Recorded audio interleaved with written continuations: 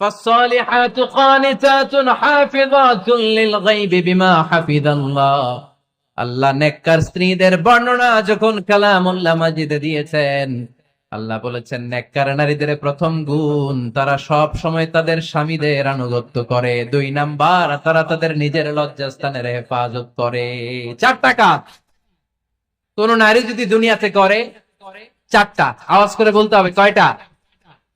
মাত্র 4টা কাজ কোন নারী যদি পৃথিবীতে করে, ওই নারীর জন্য জান্নাতের 8টা দরজা খুলে দিবে কে? আওয়াজ করে বলতে হবে, খুলে দিবে কে? বিশ্বনবী বললেন, আল মারআতু ইযা সাল্লাত খামসা, কোন নারী যদি 5 ওয়াক্ত সালাত পড়ে, সামাত শাহরাহা, রমাদানের রোজা রাখে, আতাআত বালাহা, স্বামীর আনুগত্য করে, হাফিজাত ফুরুজাহা, লজ্জাস্থানের হেফাজত করে, এই 4টা কাজ যদি কোন নারী দুনিয়ার বুকে করে, জান্নাতের 8টা দরজা তাদের জন্য খুলে দিবে কে? এজন্য